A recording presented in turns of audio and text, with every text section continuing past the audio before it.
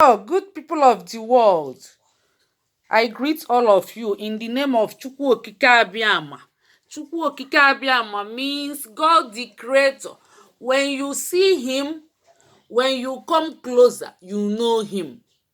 Wonder is happening here.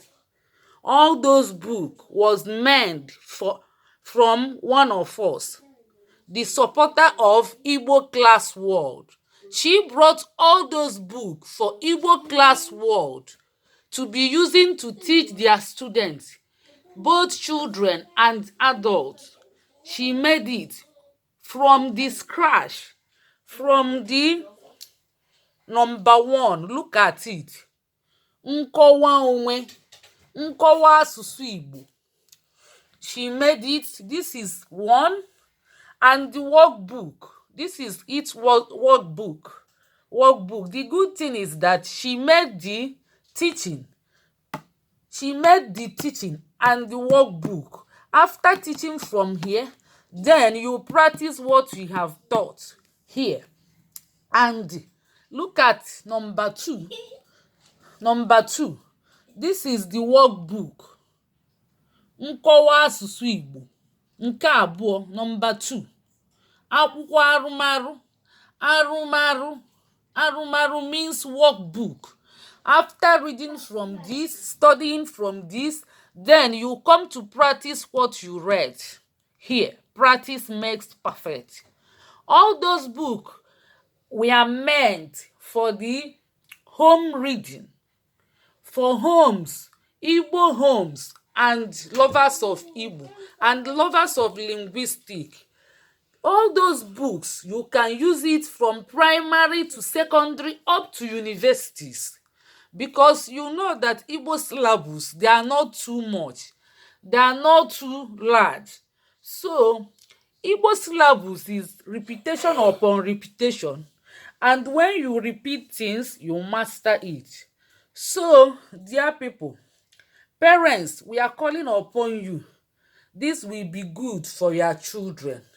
And for Igbo Class World, our method of teaching and our teaching will increase volume. Therefore, dear people of the world, bring your children to Igbo Class World, because we have entered nuclear. This is nuclear that we have entered, because Odoziaku Chiamaka Akuebie has made us proud. This book is so good that when you read it, you will understand it. It is written in Igbo and interpreted in English.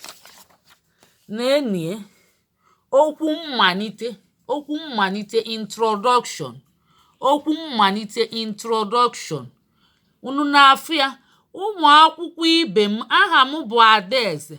Then in the blue line, she interpreted it. My fellow students, my fellow school children, my name is Adaeze. Adị m afọ asatọ. Then in the blue line is the English translation. She will tell you what it means. The red line is for Igbo, then the second line is for English. So it's good that you buy this book for your children. And not only buying them for your children, you need teachers to be teaching them that. Because if they read it at home, they can know how to write. They can understand, but they can't speak. Teaching of it in Igbo Class World will help them speak, because in any language, speaking is the most important thing you will learn. If you can't speak, my dear, you have failed. You might know how to write, you might know how to understand, but if you can't speak, it will look like dumb or deaf. Don't allow your children to be Igbo deaf or Igbo dumb. So Igbo Class World is calling all of you and telling you to buy all those books. If you are lecturer, Igbo lecturer, this is for sale. If you are Igbo teacher, this is for sale up to 6. Na-enye ndị be anyị, na-ene akwụkwọ a ka nsaghegodili unu ka unu tie mkpu. Nee ka ọ dị nnọọ colorful. Negodi nke ọ dị, neeni ka ọ dị o.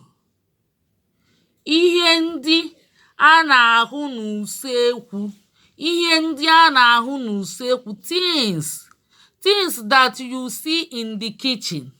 N'ezi ihe o selese, n'ezi na-eselesie wee dịrị gaba na ịsaghezie ya ịfụzianị nke tọgọdị n'ụdị from the smallest, from simple to complex. Nekwanụ nke a na-enye ihe ndị a na-ahụ na ime ụlọ ndina, things we see in the bedroom. N'ezini na ebe o sezili ihe a bụzi ụwa niile. Na-enye edenye n'oyibo, edenye n'Igbo. N'Igbo first, maka ọ bụ Igbo ka anyị na-akụzi. Maka gịnị? Ihe ejizi edeli ona bụ na Igbo na-anwụnyụzi anya. Igbo na-anwụnyụzi anya, ọ bụ ya ka eji edezili ya ede n'oyibo, ede n'Igbo, ede n'Igbo, ede n'oyibo. Na mbụ ada edebi ona. Ọ bụ maka na Igbo nwụrụ anwụ, anyị niile ga-atụkọ aka wee kwanyite Igbo a ka ọ ghara ịnwụzi. Unu afụghị ihe a kịta agụcha anya ejee na workbook practice enye ajụjụ na-enye akwụkwọ arụmarụ. Mma abịa gosi unu nye n'ofu. Nke a bụ jos ọ natagodi akwụkwọ jos balute nsi ka mmegodili unu flashing ka unu kiligodi mmanwụ, kilieni na ụwa bịa kilie, ụwa bịa na kilie. Onye ọbụla chọrọ akwụkwọ anya mee ka anyị malụ na-enye bed akwa, blanket akwa mkpuchi oyi, cotton akwa mgbochi, pilo, ohili isi, miro, enyo. Oliakụ Odoziakụ Ọlọlọ Chiamaka Akụebue. Ndị Igbo kwesịrị ka enye gị award n'ọlụ ọma ịlụrụ alụ. Nke a bụ ka anyị fụcha wee tipu mkpu. Ka ị na-ego akwụkwọ a, ka ị na-akpọta nwa gị n'Igbo Class World, onye chọrọ anya gbatụla anyị ga-eme ka olu onye aka. Onye chọrọ akwụkwọ a ya gbatụla anyị ga-eme ka olu onye aka. Ka ị na-ego ya, ka ị na-amụ ya, ka ị na-abịa Igbo Class World iji mụọ ihe n'uju, ịsụpụ Igbo na ọ bụ ala nna gị. Onye Igbo na-amara asụ Igbo, ihe mekwali gị o, ihe fiokweli gị o, ihe fiolu gị. Ya bụ ka anyị gbughelienu, gbuonu ya ụtọn ka m rapụ unu. Emechaa mma abịa ọzọ bịa gosi unu nya ọfụma. Ihe nke a ọ gbakachara m arụ ya ka m ji gbapụta ozugbo na-egosigodi ya unu ka unu wee nwee ike ghọta ihe a na-ekwu. Ihe ndị a na-ahụ n'ụlọ ịsa ahụ, n'ụlọ mposi. Nekenenie, a na-ekwu a na-eme a na-afụ maka ụmụaka. Ihe nkiri ma a na-agụ akwụkwọ na-amasị fa, ọ na-akachi the attention. Ihe a dị colorful, akwụkwọ abụkpo na oyoyo. Ngwanụ ka ọ dị mgbe ọzọ, ka emesịa.